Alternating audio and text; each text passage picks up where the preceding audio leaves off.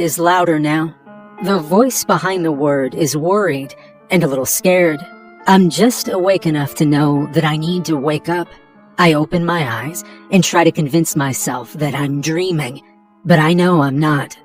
Every night, this child wakes me up. Where I sleep doesn't matter. Outdoors, hotels, hospitals. The location makes no difference at all. Somehow, she finds me. "Daddy!" It's a little girl's voice, high and shrill, and she's scared.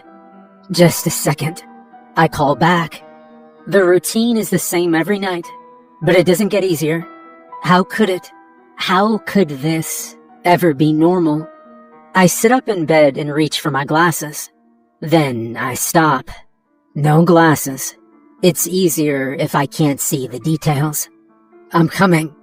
I call again and slide into my slippers. For the 100th time, I ask, why is this my responsibility? Why did she choose me? I'm not her father. I'm not anyone's father. My thoughts are still undisciplined, and for a moment, I think about the child's mother. It's too much. It's just too much. I feel cold. I start to shake. The shake progresses to heaving shudders, and I don't try to fight it. It's easier if my body has this time to convulse. I let my body have this small moment of rebellion before I force it to stand. My body is numb, and I am thankful. Diligently, I place one foot in front of the other. My legs are heavy. Head down, I have to focus on my steps to not fall. There is a pressure in the back of my head, and that means she can see me. I raise my head. I'm standing in the doorway of my guest room. The door is open, as usual. The lamp beside the bed is on, as usual. The figure is in the center of the bed, holding a stuffed bunny, as usual. "I kept calling, and you didn't come," the figure says. "I have a hard time waking up," I say, and force myself to walk into the room. "What time is it?" 312, she says. The shrill of fear has gone from her voice, and I am thankful. I've started to think of it as she. It has a little girl's high voice, piercing and innocent, in a way that I can't explain. How long have I thought of it as a girl? I bend down and squint at the bedside clock.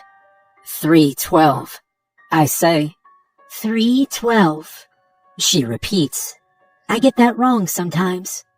It takes practice. I'm sure you'll get it, I say, and smile down at the child. She hugs her stuffed bunny. Are you warm enough? Yes. Would you like me to get you some water? No. My throat goes rough as I ask, is it time to go to Mommy's room? Yes, she says from behind her bunny. I force myself to hold out my hand, and cool, smooth scales press gently into my palm. Then I stifle a shudder as innumerable scaled tendrils wrap themselves around my wrist and forearm. The child's form writhes as it raises from the bed. I can see the movement, but the details are blurry, and I am thankful. Could you turn on the light? She asks when we enter the hallway. Her request is so genuine, it surprises me. How could something like her be afraid of the dark? I turn on the hallway light and briefly wonder if I should purchase a flashlight for her. We walk. The child is silent. Her current form conceals much of her sharp edges and power, but occasionally a claw or a spine grazes against my leg. She is coiled and prepared to attack. It's all right. We're almost there. I try to reassure her, but her grip still tightens on my arm. We find ourselves in the kitchen.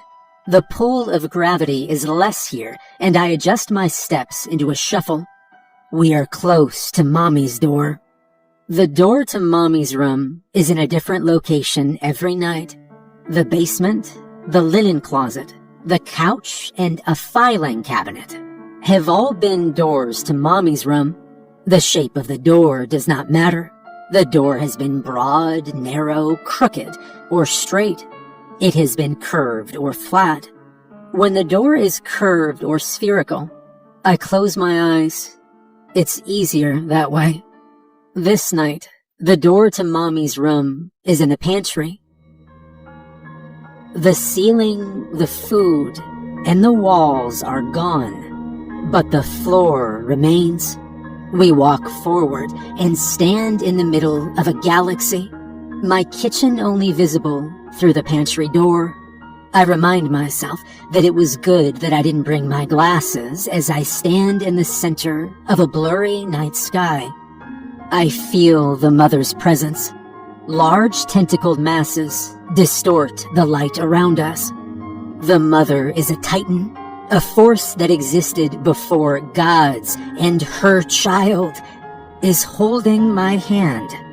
The child's hold loosens, and I prepare myself for what comes next. I will my muscles to relax as she wraps her small, sinuous form around me in a sharp hug. She is home, and I am thankful. "Good night, Daddy," she says as she peels her many limbs away from me. "Good night, little one," I reply. She hands me her bunny and floats towards a writhing mass of stars. I stand watch until she joins her mother. The stars fade, and I am now in the pantry surrounded by spices and cleaning supplies. I feel gravity return. I step too quickly and stumble back into the kitchen. My legs shake, and I steady myself by grasping the counter. It's just too much. I scream until I'm out of breath. Then, I return to the guest room. I place the bunny on the bed and tuck it in. The child will want it when she returns. My responsibility is over for the night. Tomorrow, she will wake me. I will comfort her and turn the lights on and help her be brave. Then we will walk to Mommy's room, and she will leave me. We will do this again and again, night after night.